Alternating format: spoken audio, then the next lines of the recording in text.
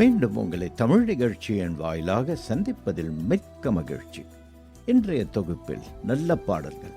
என்னோடு அன்பாய் இருக்கின்ற தெய்வமே,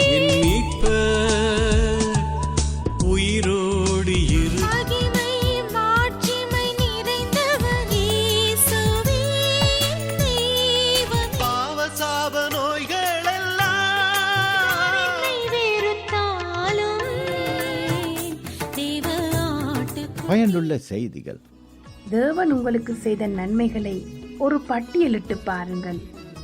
நல்ல ஆரோக்கியம், மருந்தின் அளவு எவ்வவற்றுடனே எவ்வவற்றை சாப்பிடக்கூடாது என்று அறியாததால் உறவுகள், தேவையில்லாத பழக்கங்களினாலே வாழ வேண்டிய வாழ்க்கை விட்டுவிட்டு எங்கோ வாழ்ந்து கொண்டு இருக்கிறோம் அல்லவா?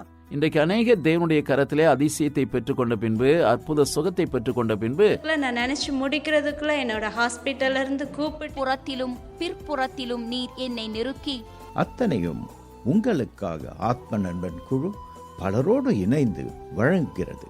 கேளுங்கள், உங்கள் ஆத்ம நண்பன்.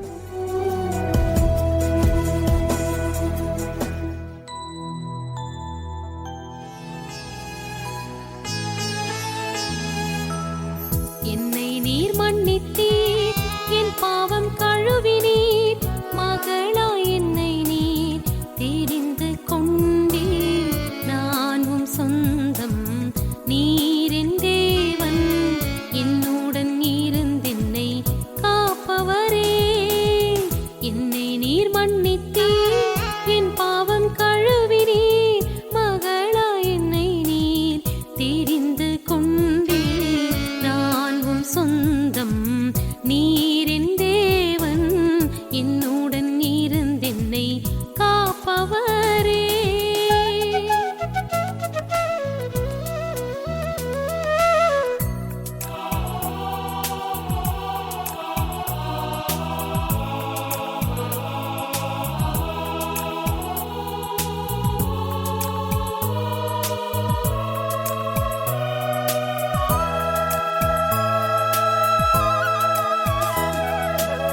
பாவத்தை வெறுத்து நான் உம் பின்னே வந்ததால் பெரிய காரியங்கள் காண செய்தீர்.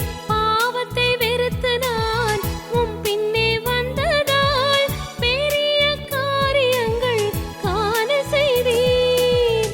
என் முன்பே சென்று என் தேவையை அறிந்து நேர்த்தியாய் அதை எனக்காய் செய்பவரே. என் முன்பே சென்று என் தேவையை அறிந்து நேர்த்தியாய் அதை எனக்காய் செய்பவரே. என்னை நீர் மன்னித்தீர், என் பாவம் கழுவினீர், மகளாய் என்னை நீர் தெரிந்து கொண்டீர். நான் உம் சொந்தம், நீர் என் தேவன், என்னுடன் இருந்தென்னை காப்பவரே.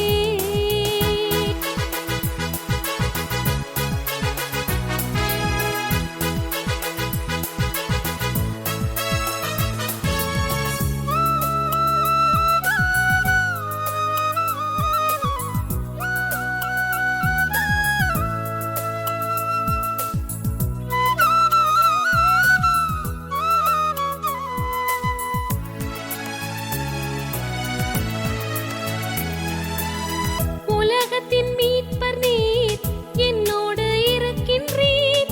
உம்மிலே ஜீவனை நான் பெற்றுக் கொண்டேன். உலகத்தின் மீட்பர் நீர், என்னோடு இருக்கின்றீர். உம்மிலே ஜீவனை நான் பெற்றுக் கொண்டேன். பாவத்தில் சாகாமல் உம்மை நான் நம்பியே நித்திய ஜீவனை நான் பெற்றுக் கொண்டேன். பாவத்தில் சாகாமல் உம்மை நான் நம்பியே நித்திய ஜீவனை நான் பெற்றுக் கொண்டேன். என்னை நீர் மன்னித்தீர், என் பாவம் கழுவினீர், மகளாய் என்னை நீர் தெரிந்து கொண்டீர்.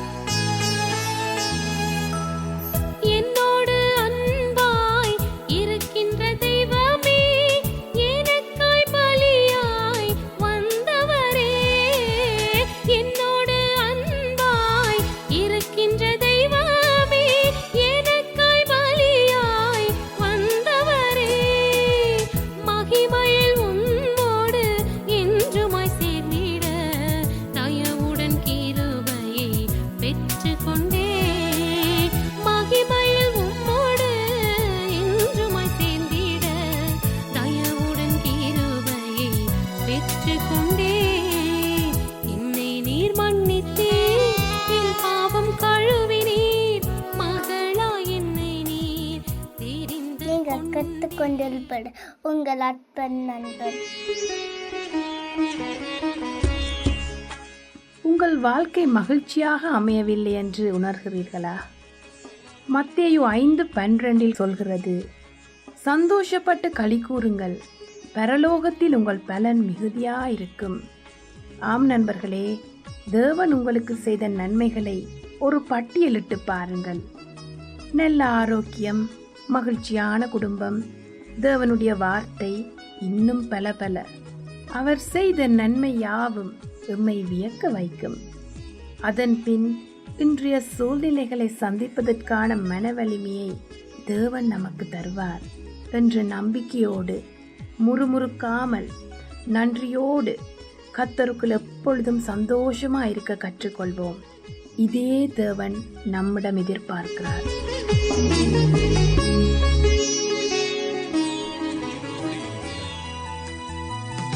என் மீட்பர் உயிரோடு இருக்க,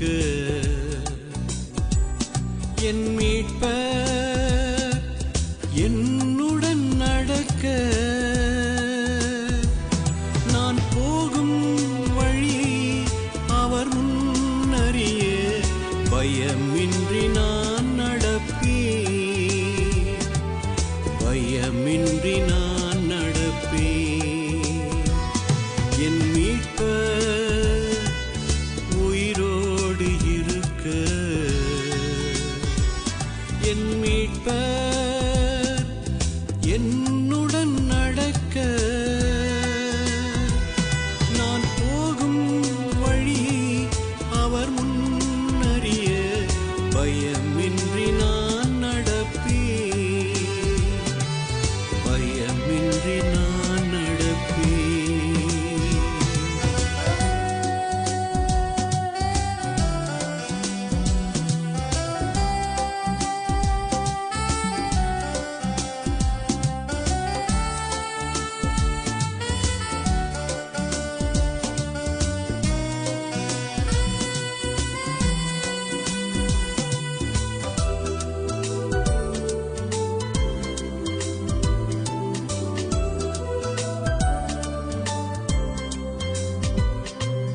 நீர்கால்கள் ஓரத்தின் கனி தரும் மரநிழலில் தங்கியே இளைப்பாறுவேன்.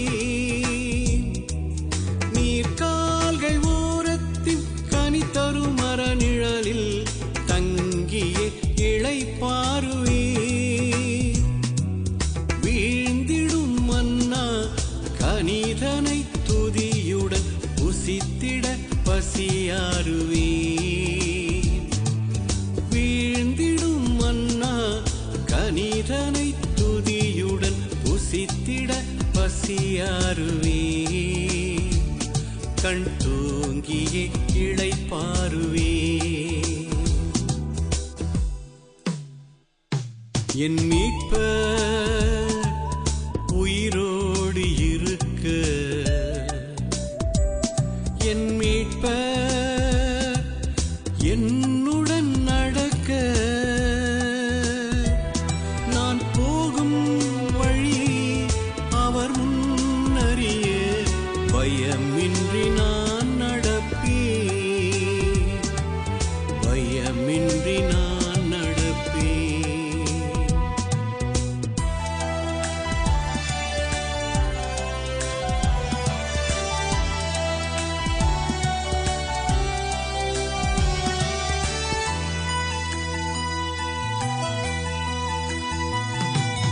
கண் விழிக்கும் முன்னே கனவினிலும் தொடர்ந்தே கருத்தாய் வழி சொல்லவே, நான் கண் விழிக்கும் முன்னே கனவினிலும் தொடர்ந்தே கருத்தாய் வழி சொல்லவே,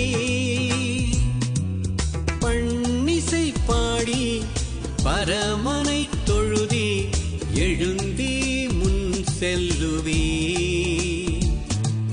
பண்ணிசை பாடி பரமனை தொழுதே எழுந்தே முன் அவர் காட்டிய திசை நடப்பே. என் மீட்பர் உயிரோடு இருக்க. நீங்கள் கேட்டுக்கொண்டிருப்பது உங்கள் ஆத்ம நண்பன். ஆரோக்கியம் அப்பாவின் சமூகத்தில் ஆரோக்கியம், ஆரோக்கியம், ஆரோக்கியம், அப்பாவின் சமூகத்தில் ஆரோக்கியம். ஒவ்வொரு நாளும் நம்மை சுற்றிலும் பலதரப்பட்ட வியாதிகளினால் மக்கள் மடிகின்றார்கள். அப்படியானால் உங்களுடைய உடல் நலத்தை பேணி பாதுகாத்துக் கொள்ள வேண்டாமா? நாமே மருத்துவம் செய்தால், மருந்து மாத்திரைகளை நாம் உட்கொள்ளும் போது சிறிது நேரம் மருந்து உடலில் வேலை செய்து பின்னர் மருந்தை உடல் வெளியேற்றுகிறது.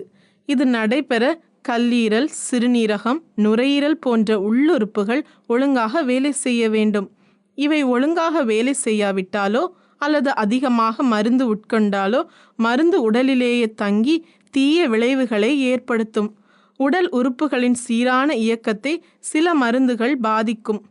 வலிபோக்கும் சில மருந்துகளை அதிக அளவில் தொடர்ந்து உட்கொண்டால் முதிர் வயதானவர்களுக்கு குணமாகாத சிறுநீரக கோளாறு ஏற்படும். வயிற்று தொல்லைக்கென்று சாப்பிடும் சில மாத்திரைகள் உடம்பில் என்சைம் சுரப்பதில் சீர்குலைவு ஏற்படுத்துகிறது. அஜீரணத்திற்கென்று உட்கொள்ளும் மாத்திரையில் புரோமைடு என்ற உப்பு உள்ளதால் அது சிறிது சிறிதாக உடம்பில் சேர்ந்து இரத்தத்தில் நச்சுத்தன்மையை உண்டாக்குகிறது. நோய்க்கான அறிகுறிகளை போக்க மிகுதியான அளவில் மருந்தை உண்டு சமாளிப்பது உடலில் உள்ளேயே பதுங்கியிருக்கும் நோயை மறைத்து விடலாம். 2-3 மாத்திரைகளை ஒரே வேளையில் சாப்பிடுவது சில வேளையில் பேராபத்தாகவும் உயிரை போக்குவதாகவும் முடியும்.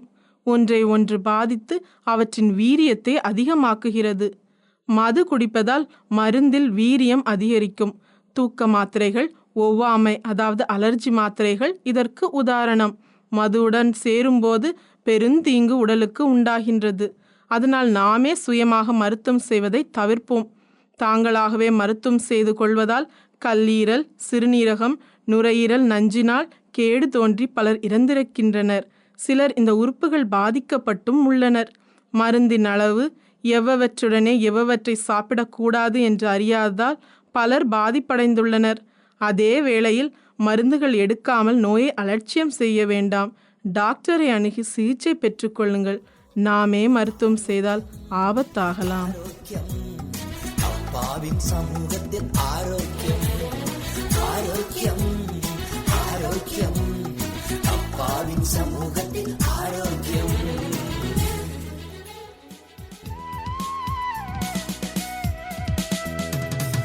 மகிமை மாட்சிமை நிறைந்தவரே, மகிழ்வுடன் தொழுதிடுவோம். மகிமை மாட்சிமை நிறைந்தவரே, மகிழ்வுடன் தொழுதிடுவோம். பரிசுத்த தேவனாம் இயேசுவை பணிந்தே தொழுதிடுவோம்.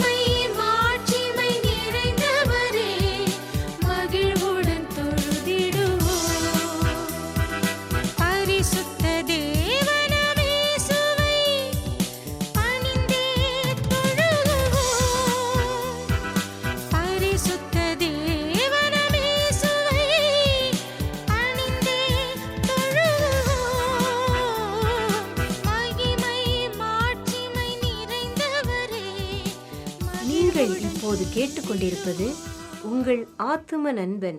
அன்பு நேயர்களே, உங்கள் எல்லோருக்கும் மறுபடியும் என் வாழ்த்துதலை நான் சொல்லுகிறேன். அநேக நேரங்கள் உங்கள் வீட்டுக்கெல்லாம் வரணும், உங்களெல்லாம் பார்க்கணும் ரொம்ப ஆசையாக இருக்குது. திடீர்னு ஒரு விருந்தாளியாக நான் வீட்டில் வந்தால் நீங்கள் ஏற்றுக்கொள்ளிங்களும் கொஞ்சம் பயமாகவும் இருக்குது. ஏன்னா சில நேரங்கள் வீட்டில் போகும்போது அவங்க நல்லா கூப்பிடுறாங்க, வாங்க உட்காருங்க சாப்பிடுங்கலாம் சொல்கிறாங்க. வாங்கய்யா, ஏங்க வரமாட்டேன்றீங்க அப்படின்லாம் கேட்குறாங்க. எனக்கு வரணும்னு ரொம்ப ஆசைங்க. ஆனால் வீட்டில் வந்தால் சில வீடுகளில் பார்த்தீங்கன்னா காலிங் பெல் அடிப்போம், அவங்க கம்மிங் சொல்லுவாங்க, வரவே மாட்டாங்க.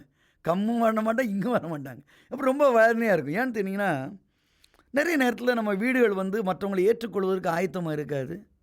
அது திறக்க முடியாமல் உள்ளேருந்தே சத்தம் போட்டுக்கிட்டே இருப்போம். இதை மாதிரி தான் ஒரு சம்பவத்தை நான் உங்களுக்கு சொல்ல விரும்புகிறேன். ஜெர்மன் தேசத்தில் ஹிட்லர் கொடூரமாக ஆட்சி செய்து கொண்ட காலத்தில் ஒரு அருமையான ஒரு மனிதன் இருந்தால். அவனுடைய பேர் பால் பிரிக்ஸ். இவன் ஒரு நல்ல இளைஞன், அது துடிப்பான ஒரு இளைஞன். ஆகவே அந்த இளம் வயதில் அவனுக்கு ஒரு நிறையான நல்ல ஒரு துணையை அவன் தெரிந்து கொண்டான். அவனுடைய தெரிந்து கொண்ட துணையுடைய பேர் எலிசபெத். ஆகவே அவனுடைய வாழ்க்கையில் 2 பேரும் சந்தோஷமாக வாழணும்னு சொல்லி தீர்மானம் பண்ணி கல்யாணம் பண்ணிக்கலான்னு சொல்லி ஒரு முடிவுக்கு வந்தாங்க. குறித்த திருமண நாள் வந்தது. கல்யாணம்லாம் கோலாகலமாக முடிஞ்சு அவர் வாழ்க்கையை ஆரம்பிப்பதற்கு முன்பதாக ஹிட்லருடைய கண்ணில் இவன் பட்டுட்டான். எப்படியும் இவ்வளவு திறமசாலியான ஒரு பையன், நீ ஏன்டா வாழ்க்கை வாழ்கிறேன்னு சொல்லி கட்டாயமாக அவனை ஆர்மிக்கு பிடிச்சி கொண்டு போயிட்டாங்க. ஏன்னால் அந்த நாட்களில் இருந்த கொடுங்கோல் ஆட்சி கண்டிப்பாக சண்டைக்கு கூப்பிட்டால் எந்த நேரம் மக்கள் போகணும். ஆகவே கண்டிப்பாக அவன் போர் முனை கொண்டு போகப்பட்டான், பயிற்சி கொடுக்கப்பட்டது. அவன் புரிந்து போகும்போது மனைவி எலிசபெத் அன்பா நேசித்த எலிசபெத்தை சொல்லிட்டு வந்தான், எலிசபெத் கவலைப்படாத, நான் சண்டை முடிஞ்சவனு வருவேன்னு சொல்லி சந்தோஷமாக அவன் சொல்லிக்கிட்டு போனான். ஆனால் நடக்கக்கூடாதுன்னு நடந்துருச்சு. மனுஷனுடைய வாழ்க்கையில் நம்ம நிறைய காரியத்தை நினைக்கிறது மாதிரி நடக்கிறது இல்லைல்ல. நடக்கக்கூடாத காரியம் நடந்துச்சு. ஹிட்லருடைய படைகள் சிதறடிக்கப்பட்டது, கண்ணாபின்னமாக அநேகர் சிறைபிடிக்கப்பட்டால் இந்த அருமையான பால் பிரிக்ஸும் ரஷ்ய நாட்டில் சிறை கைதியாக மாட்டிக்கிட்டான். 1 வருடமானது, 2 வருடமானது, 3 வருடமானது, 13 ஆண்டுகள் உருண்டோடி. ஆனால் ஒவ்வொரு நாளும் தன் மனைவியை நினைத்து அழுது கொண்டே இருப்பான் பால் பிரிக். எலிசபெத், உன்னை பார்க்க ஆசையாக இருக்கிறேன் என்றெல்லாம் அழுது புலம்பிக் கொண்டிருந்தான். ஒரு 13 வருடங்கள் அளித்து ஒரு செய்தி வந்தது. இப்பொழுது ரஷ்யாவில் பிடித்து கொண்டுபடப்பட்ட கைதிகளை விடுதலை செய்ய வேண்டும் என்று. அதன்படி ஜெர்மன் தேசத்தில் உள்ள கைதிகளை பரிமாற்றம் செய்ய வேண்டும் போது முதல்ல லிஸ்ட் வர ஆரம்பித்து வேகமாக பால் பிரிக்ஸ் ஓடனா நம்ம பேர் லிஸ்ட்டில் இருக்கான்னு பார்த்தா லிஸ்ட்டில் இல்லை. அடுத்த நாள் காத்திருந்தான். அடுத்த நாள் அவனுடைய பேர் லிஸ்ட்டில் வந்துடுச்சு. சந்தோஷம், அவனுக்கு ரொம்ப சந்தோஷம். ரொம்ப தன்னை ட்ரீமாக ஆக்கி கொண்டான். நல்லா சேவெல்லாம் பண்ணி நம்ம எலிசபெத்தை பார்க்க போகிறோம், 13 வருஷம் கழித்து அன்போடு அவளை வரவேற்பான்னு சொல்லி ரொம்ப ஆவலோடு புறப்பட்டு போனான். அதன் மாதிரி ஜெர்மன் தேசத்துக்கு அவங்களை திருப்பி அனுப்பப்பட்டார்கள். வேகமாக ஓடினான் வீட்டு பக்கம், அவளாக ஓடுனான்.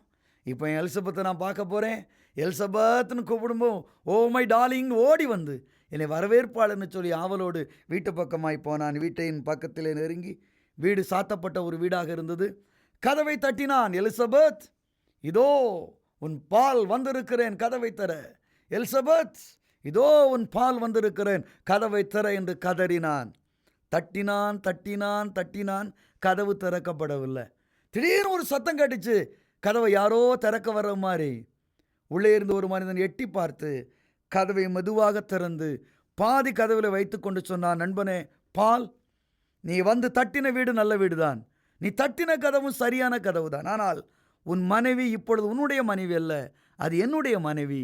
நீ மரித்து விட்டாய் என்று சொல்லி நான் அவளோடு வாழ்ந்து கொண்டிருக்கிறேன், நீ போய்விடு என்று கதவை சாய்த்து விட்டான். நண்பர்களே, இது ஒரு கதையாக இருக்கலாம். அநேக நேரங்களிலே நம்முடைய வாழ்க்கையிலும் கூட தேவையில்லாத உறவுகள், தேவையில்லாத பழக்கங்களினாலே வாழ வேண்டிய வாழ்க்கை விட்டுவிட்டு எங்கோ வாழ்ந்து கொண்டு இருக்கிறோம் அல்லவா? இயேசு இன்றைக்கு நம்முடைய வாசற்படியில் இருந்து கதவுகளை தட்டுகிறார். ஒருவன் என் சத்தத்தை கேட்டு கதவை திறந்தால் அவனோடு இருப்பேன் என்று சொல்லுகிறார். இன்றைக்கு உன் வீட்டின் கதவு, இருதயத்தின் கதவு திறக்கின்ற வாய்ப்போடு இருக்கிறதா அல்லது மூடப்பட்ட வாய்ப்பாக இருக்கிறதா? சற்று கவனிப்பாயா? வாழ்க்கையை மாற்றி அமைத்துக்கொள்.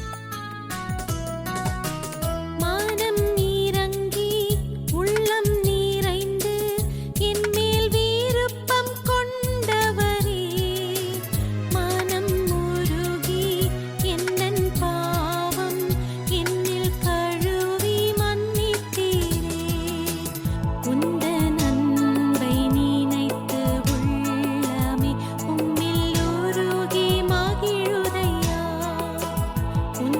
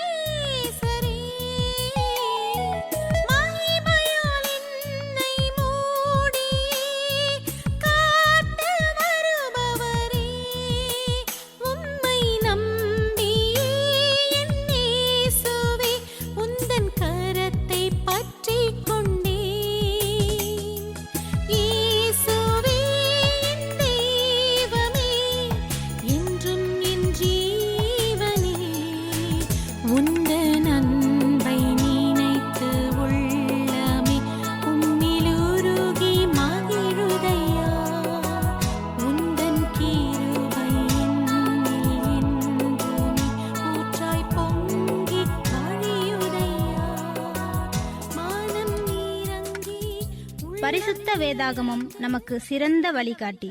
அப்படிப்பட்ட பரிசுத்த வேதாகமத்திலிருந்து ஒரு அருமையான சத்தியத்தை இப்பொழுது கேட்க இருக்கின்றோம். தேவனுடைய நாமம் மகிமைப்படுவதாக. இயேசுவின் நாமத்தினால் மறுபடியும் உங்களை வாழ்த்துகிறோம். மறுபடியும் எங்கள் நிகழ்ச்சியின் மூலமாக சந்திக்க தேவன் எங்களுக்கு அனுக்கிரகம் செய்தார். இந்த நிகழ்ச்சியின் மூலமாக மறுபடியும் ஆண்டவருடைய வார்த்தைகளை உங்களோடு பேசுவது எங்களுக்கு மிகுந்த சந்தோஷத்தையும் மகிழ்ச்சியும் கொடுக்கிறது. இந்த நிகழ்ச்சியின் மூலமாக தேவன் உங்களோடு கூட உறவாடி கொண்டிருக்கிறார், எடைப்பட்டு கொண்டிருக்கிறார், உங்களோடு பேசுகிறார் என்பது எங்களுக்கு மிகுந்த சந்தோஷம். இந்த நிகழ்ச்சி உங்களுக்கு ஆசீர்வாதமாக இருந்திருக்கும் என்றால் ஏன் நீங்கள் எங்களுக்கு எழுதக்கூடாது? நீங்கள் யோசிக்க வேண்டாம். தயவு செய்து எங்களோடு தொடர்பு கொள்ளுங்கள். இந்த நிகழ்ச்சியின் ஆசீர்வாதங்கள் எழுதுங்கள். ஏதாகிலும் ஜெப விண்ணப்பங்கள் இருக்குமானால் எங்களுக்கு எழுதுங்கள். இல்லை என்றால் SMS பண்ணுங்கள். உங்களுக்காக ஜெபிக்க காத்திருக்கிறோம். தொடர்ந்து எங்களுடைய நிகழ்ச்சியை கேளுங்கள். இந்த நிகழ்ச்சி உங்களுடைய வாழ்க்கையில் ஒரு திருப்பு முனையாக இருக்கும் என்று நாங்கள் விசுவாசிக்கிறோம். ஆண்டவர் அற்புதங்களை செய்கிற தேவன் என்று வேதத்திலே வாசிக்கிறோம். அவர் செய்த அற்புதங்கள் எண்ணிறைந்த அற்புதங்கள் என்று யோவான் எழுதுகிறார். அவைகள் எழுதக்கூடுமானால் எழுதப்படுகின்ற புத்தகங்கள் உலகம் கொள்ளாது என்று யோவான் எழுதுகிறார். மறுபடியும் உங்களுக்கு நினைப்பூட்ட விரும்புகிறேன். இயேசு செய்த எல்லா அற்புதங்களின் நோக்கம், அதிசயங்களின் நோக்கம், ஏதோ அதிசயம் செய்து மனிதர்களை அவர்களுடைய பிரச்சனைகளிலிருந்து விடுதலை கொடுக்க வேண்டும் என்பதற்காக மட்டும் செய்யவில்லை. எல்லாவற்றிற்கும் மேலாக அவர்கள் நித்தியத்தை சுதந்திரிக்க வேண்டும் என்பதற்காகவே ஆண்டவர் அற்புதம் செய்தார். உங்களுடைய வாழ்விலும் இன்றைக்கு ஆண்டவர் அற்புதங்களை செய்கிறார் என்றால் ஏதோ இந்த உலகத்திலே சற்று நாட்கள் நீங்கள் விடுதலையோடு சந்தோஷமாக வாழ வேண்டும் என்பதற்காக அதிசயங்களை அவர் செய்யவில்லை. தயவு செய்து மனதில் வைத்துக் கொள்ளுங்கள். அவருடைய அதிசயங்களை இன்று ருசிக்கிற நீங்கள் முற்றிலும் அவருக்கு உங்களை ஒப்புக் கொடுப்பதினால அவர் உங்களுடைய வாழ்க்கையில் வைத்திருக்கிற, உங்களுக்காக உண்டு பண்ணி வைத்திருக்கிற அந்த பரலோகத்தை, அந்த நித்தியத்தை சுதந்திரிக்க வேண்டும் என்று கர்த்தர் விரும்புகிறார். அதுதான் அவருடைய நோக்கம். இன்றைக்கு அநேக தேவனுடைய கரத்திலே அதிசயத்தை பெற்றுக்கொண்ட பின்பு, அற்புத சுகத்தை பெற்றுக்கொண்ட பின்பு தங்களுடைய மனம் போல பழைய வாழ்க்கைக்கு திரும்பி விடுகிறார்கள். எனக்கு அன்பான தேவனுடைய பிள்ளையே, உன் தேவன் உன் மீது கரிசனம் உள்ளவராய், உன் மீது அக்கறை உள்ளவராய், உன் வாழ்வில் நடைப்பித்த அனைத்து அதிசயங்களும் நீ நித்தியத்தை சுதந்திரிக்க வேண்டும் என்பதற்காக அதை மறந்து விடாதே. நித்தியத்திலே அவர் உன் முகத்தை பார்க்க விரும்புகிறார். உன்னோடு அவர் எப்பொழுதும் உறவாட விரும்புகிறார். உங்களுடைய வாழ்க்கையில் பெற்றுக்கொண்ட ஒவ்வொரு அதிசயங்களுக்காக ஆண்டவருக்கு நன்றியோடு வாழ்வீர்களா? நிச்சயமாகவே தேவன் உங்களை பலப்படுத்துவாராக. இந்த நாளிலும் கூட உங்களோடு சேர்ந்து ஆண்டவர் செய்த ஒரு அற்புதமான காரியத்தை நான் பகிர்ந்து கொள்ள விரும்புகிறேன். மத்தேயின் சுவிசேஷ புத்தகம் 8வது அதிகாரம் 5வது வசனத்திலிருந்து 11 வரை இந்த சம்பவத்தை நாம் வாசிக்கிறோம். கப்பர்நாகும் என்ற ஒரு ஊரிலே ஒரு 100க்கு அதிபதி இருந்தான். இந்த 100க்கு அதிபதி தன் வேலைக்காரன் சுகவீனமாயிருந்தபோது ஆண்டவராகிய இயேசுவை தேடி வந்தான். இந்த 100க்கு அதிபதி ஒரு யூதன் அல்ல. அவன் யூத மார்க்கமல்லாத இன்னொரு மார்க்கத்தை சார்ந்தவன், அதாவது ரோமன். அதை வேதத்திலே மற்ற புத்தகங்களிலே நாம் காண்கிறோம். இயேசுவை தேடி வந்த அவன் என் வேலைக்காரனுக்கு சுகமில்லை என்று சொன்னபோது இயேசு, சரி வா, உன் வீட்டிற்கு போகலாம், நான் வந்து அவனை சுகமாக்குவேன் என்று சொன்னார். உடனே அவன் சொன்னான், ஆண்டவரே, நீர் என் வீட்டுக்குள் வருவதற்கு நான் பாத்திரன் அல்ல. எனக்கும் எத்தனையோ வேலைக்காரர்கள் இருக்கின்றார்கள். ஒரு வேலைக்காரனை பார்த்து போ என்றால் போகிறான், இன்னொரு வேலைக்காரனை பார்த்து வா என்றால் வருகிறான். எனவே நீர் ஒரு வார்த்தை சொல்லும் ஆண்டவரே, என் வேலைக்காரன் சொஸ்தமாவான் என்று சொன்னபோது இயேசு ஆச்சரியப்பட்டாராம். இஸ்ரவேலருக்குள்ளும் எப்படியாப்பட்ட விசுவாசத்தை காணவில்லையே என்று ஆச்சரியப்பட்டாராம். இயேசு உன் வேலைக்காரன் சுகமடைவான் என்று சொன்னபோது அவனுடைய வேலைக்காரன் சுகமடைந்தானாம். இது நாம் அனைவரும் அறிந்த ஒரு சம்பவம். அநேக நேரங்களிலே நாம் ஜெபிக்கும் போது கூட இந்த வார்த்தையை பயன்படுத்துகிறோம். ஒரு வார்த்தை சொன்னால் போதும் ஆண்டவரே என்ற வார்த்தையை பயன்படுத்துகிறோம். ஏன் அநேக நேரங்களிலே பாடல்களை கூட பாடுகிறோம் அல்லவா? ஒரு வார்த்தை சொன்னால் போதும் கர்த்தாவே, என் வாழ்க்கையெல்லாம் வளமாக மாறிவிடும் என்று பாடலை கூட பாடுகிறோம். சற்று சிந்திக்க வேண்டும், இந்த வார்த்தை எப்படி இவனுடைய வாயிலிருந்து வந்தது? ஏதோ ஒரு சென்டிமெண்ட்டுக்காக, இந்த வார்த்தையை சொன்னால் ஆண்டவர் மனமிறங்கி விடுவார் என்பதற்காக யோசித்து சொன்ன வார்த்தையா?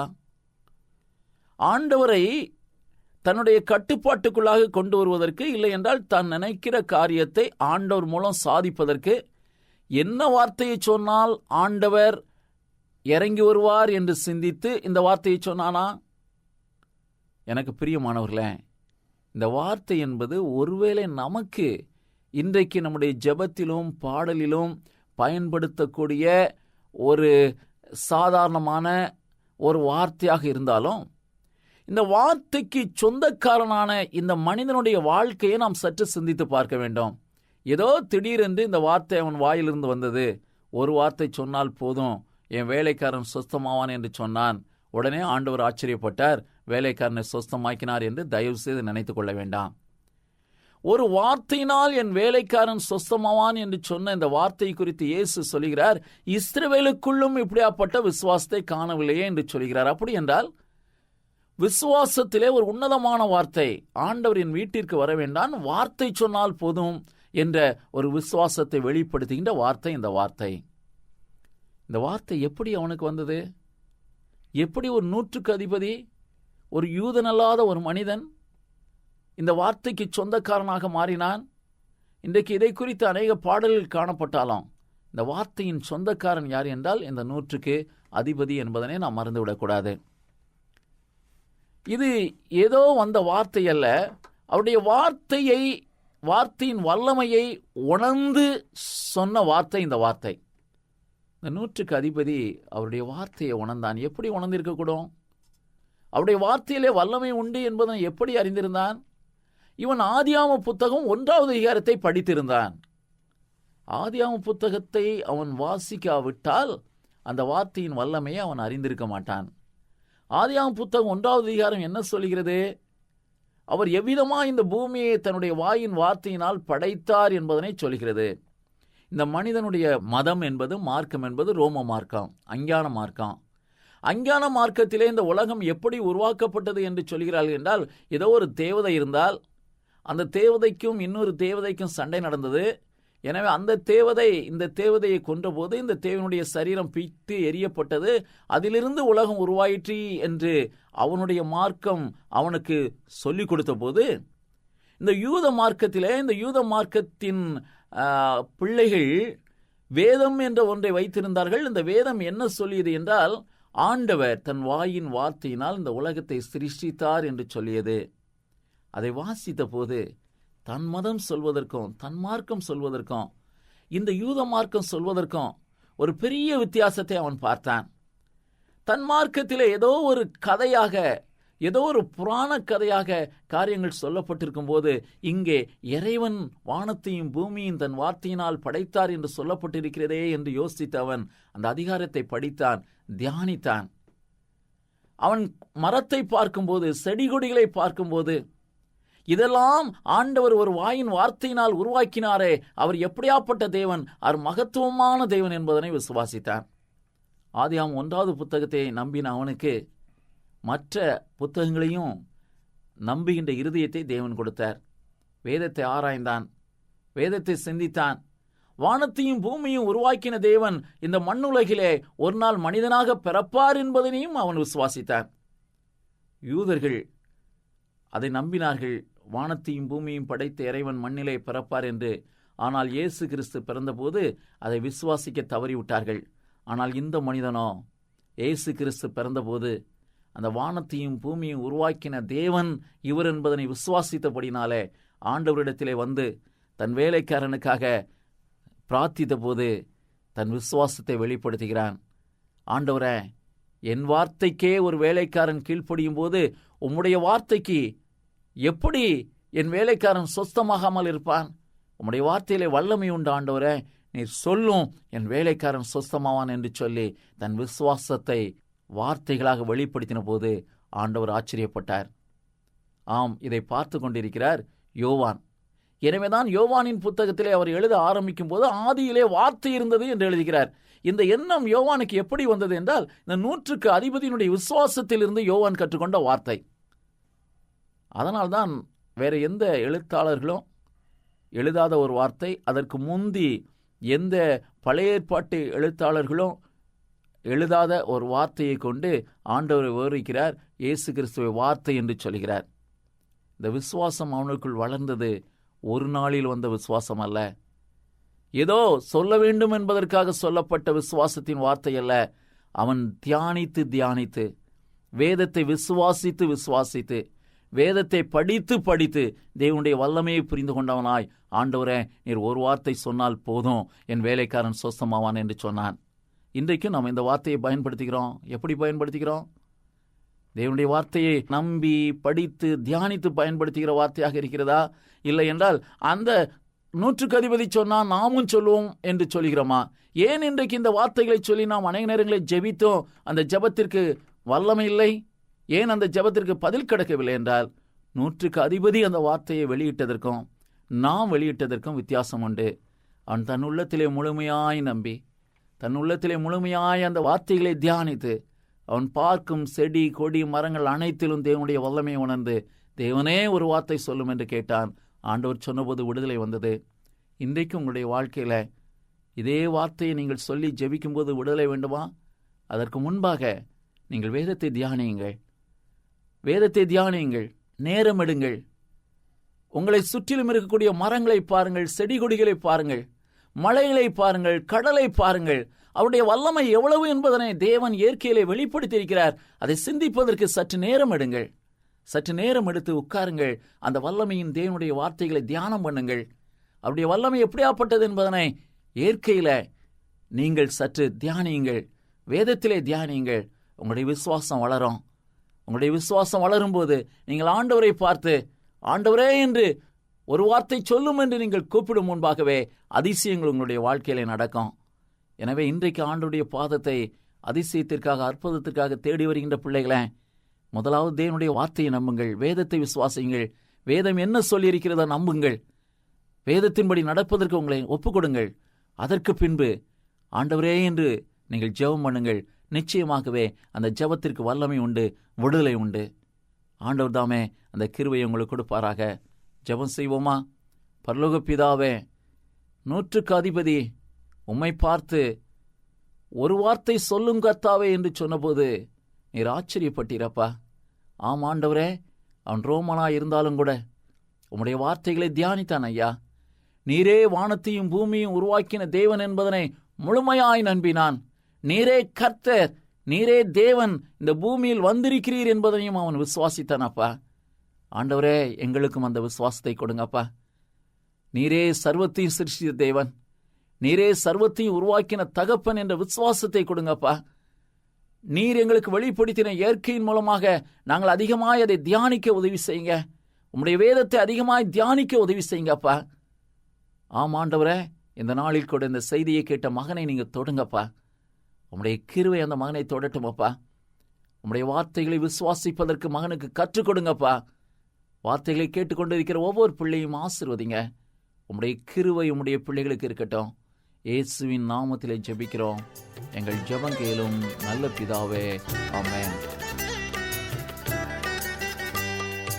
ஒரு வார்த்தை சொல்லும் கர்த்தாவே, எங்கள் வாழ்க்கையெல்லாம் செழிப்பாகுமே. ஒரு வார்த்தை சொல்லும் கர்த்தாவே, எங்கள் வாழ்க்கையெல்லாம் செழிப்பாகுமே. உம் வார்த்தையிலே சுகம், உம் வார்த்தையிலே மதுரம், உம் வார்த்தையிலே எல்லாம் சந்தோஷம். உம் வார்த்தையிலே சுகம், உம் வார்த்தையிலே மதுரம், உம் வார்த்தையிலே எல்லாம் சந்தோஷம். ஒரு வார்த்தை சொல்லும் கர்த்தாவே, எங்கள் வாழ்க்கையெல்லாம் செழிப்பாகுமே. ஒரு வார்த்தை சொல்லும் கர்த்தாவே, எங்கள் வாழ்க்கையெல்லாம் செழிப்பாகுமே.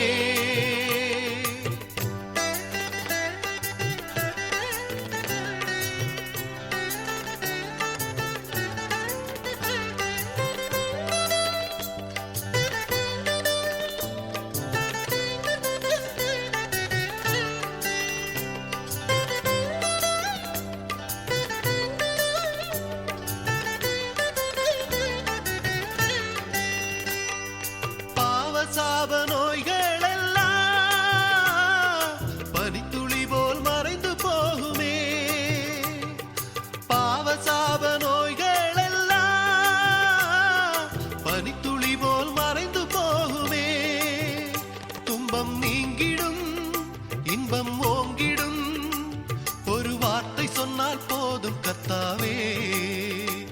துன்பம் நீங்கிடும், இன்பம் ஓங்கிடும். ஒரு வார்த்தை சொன்னால் போதும் கர்த்தாவே, ஒரு வார்த்தை சொல்லும் கர்த்தாவே, எங்கள் வாழ்க்கையெல்லாம் செழிப்பாகுமே. ஒரு வார்த்தை சொல்லும் கர்த்தாவே, எங்கள் வாழ்க்கையெல்லாம் செழிப்பாகுமே.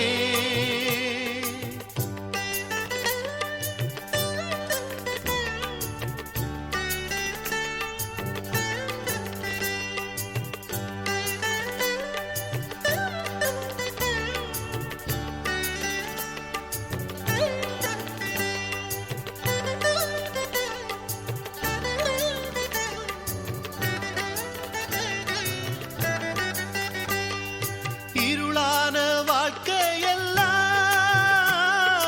வெளிச்சமாகி பிரகாசிக்குமே. இருளான வாழ்க்கையெல்லாம் வெளிச்சமாகி பிரகாசிக்குமே. ஒளி தோன்றிடும், இருள் நீங்கிடும். ஒரு வார்த்தை சொன்னால் போதும் கர்த்தாவே, ஒளி தோன்றிடும், இருள் நீங்கிடும். ஒரு வார்த்தை சொன்னால் போதும் கர்த்தாவே, ஒரு வார்த்தை சொல்லும் கர்த்தாவே, எங்கள் வாழ்க்கையெல்லாம் செழிப்பாகுமே. ஒரு வார்த்தை சொல்லும் கர்த்தாவே, எங்கள் வாழ்க்கையெல்லாம் செழிப்பாகுமே.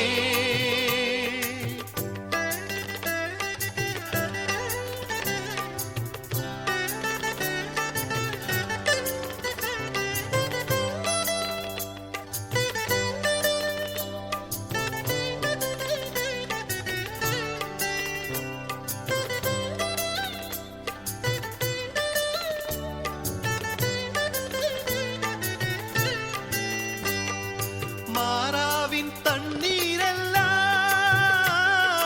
மதுரமாக மாறி நிற்குமே. மாறாவின் தண்ணீரெல்லாம் மதுரமாக மாறி நிற்குமே. கண்ணீர் மறைந்திடும், கவலை தீர்ந்திடும். ஒரு வார்த்தை சொன்னால் போதும் கர்த்தாவே, கண்ணீர் மறைந்திடும், கவலை தீர்ந்திடும். ஒரு வார்த்தை சொன்னால் போதும் கர்த்தாவே, ஒரு வார்த்தை சொல்லும் கர்த்தாவே, எங்கள் வாழ்க்கையெல்லாம் செழிப்பாகுமே. ஒரு வார்த்தை சொல்லும் கர்த்தாவே, எங்கள் வாழ்க்கையெல்லாம் செழிப்பாகுமே. உம் வார்த்தையிலே சுகம், உம் வார்த்தையிலே மதுரம், உம் வார்த்தையிலே எல்லாம் சந்தோஷம். வார்த்தையிலே சுகம், உம் வார்த்தையிலே மதுரம், உம் வார்த்தையிலே எல்லாம் சந்தோஷம். ஒரு வார்த்தை சொல்லும் கர்த்தாவே, எங்கள் வாழ்க்கையெல்லாம் செழிப்பாகுமே. நீங்கள் இப்பொழுது கேட்டுக்கொண்டிருப்பது உங்கள் ஆத்ம நண்பன்.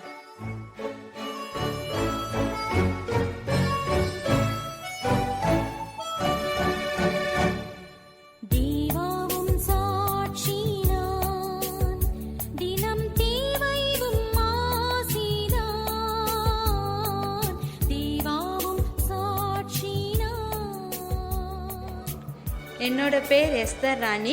நான் வந்து நர்ஸாக ஹாஸ்பிட்டலில் ஒர்க் பண்ணிகிட்ருக்கிறேன். இன்றைக்கி வந்து என்னோட சண்டேயில் எங்கள் சர்ச்சில் ஆராதனை மீட்டிங் இருக்குதுன்னு கேள்விப்பட்டப்போ நான் எப்படிடா போய் அட்டன் பண்ண போகிறேன், எப்போதுமே சண்டே டியூட்டி இருக்குதே, கண்டிப்பாக இதுக்கு போகணும் அப்படிங்கிற ஒரு வாஞ்சியோடு இருக்கிறப்போ 5 நிமிஷத்துக்குள்ளே நான் நினச்சி முடிக்கிறதுக்குள்ளே என்னோடய ஹாஸ்பிட்டல்லேருந்து கூப்பிட்டு இன்றைக்கி பேஷண்ட் சென்சஸ் கம்மியாக இருக்குது, நீங்கள் லீவ் எடுத்துக்கிறீங்களான்னு கேட்டப்போ எனக்கு ஆண்டவர் சோஸ்திரம் சொல்லி ரொம்பவும் மகிழ்ந்தேன். வந்து இந்த ஆராதனைக்கு அட்டன் பண்ணி அதோட ஆராதனை எல்லாத்தையும் மனசில் கேட்டு ஆண்டவருக்கு மிகவும் சோஸ்திரம் சொன்னேன். Praise the Lord.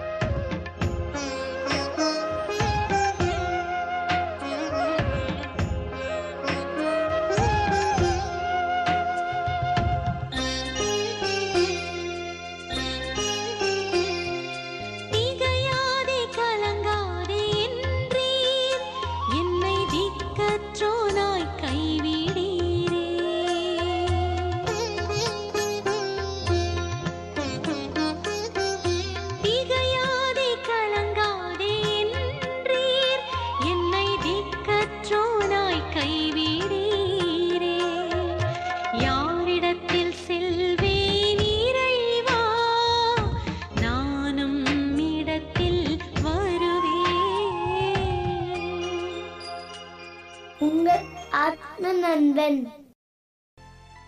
சங்கீத புஸ்தகம் 139 சங்கீதம். தாவீதின் சங்கீதம் 1.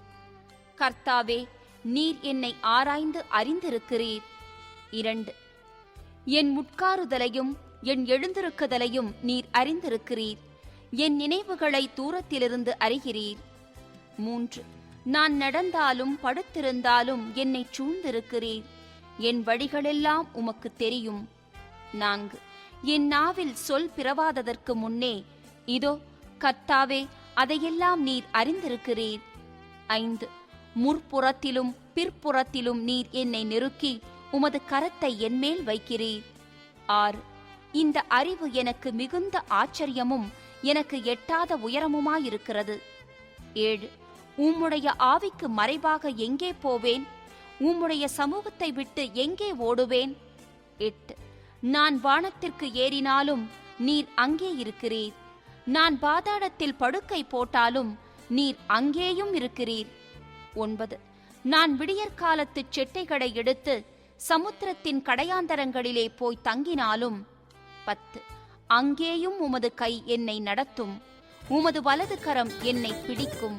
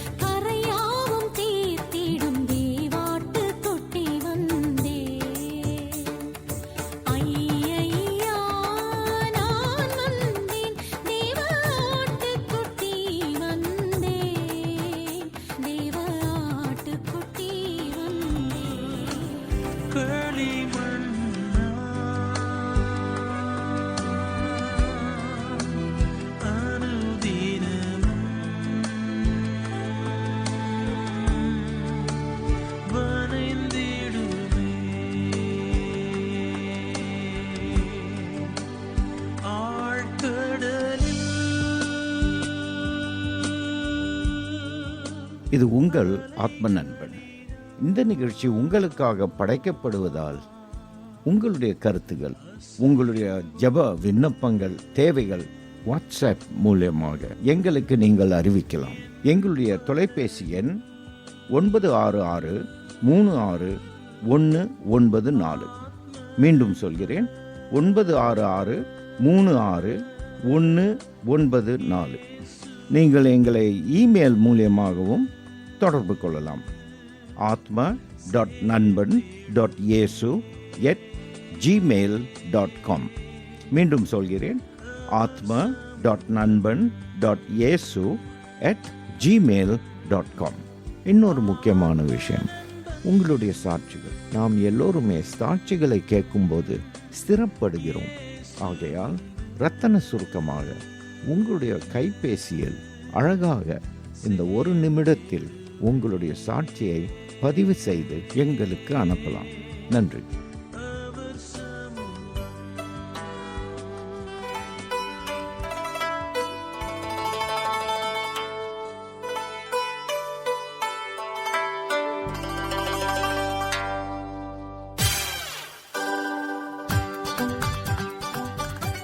நண்பர்களே, நீங்கள் கேட்கும் இந்த நிகழ்ச்சிகளை அநேகர் சேர்ந்து ஜெபத்தோடு தொகுத்து வழங்குகிறோம். இந்த நிகழ்ச்சிகள் உங்களுக்கு மகிழ்ச்சி அளிப்பது மட்டுமின்றி உங்கள் வாழ்க்கைக்கும் பயனுள்ளதாக இருக்க வேண்டும் என்பதே எங்கள் விருப்பம்.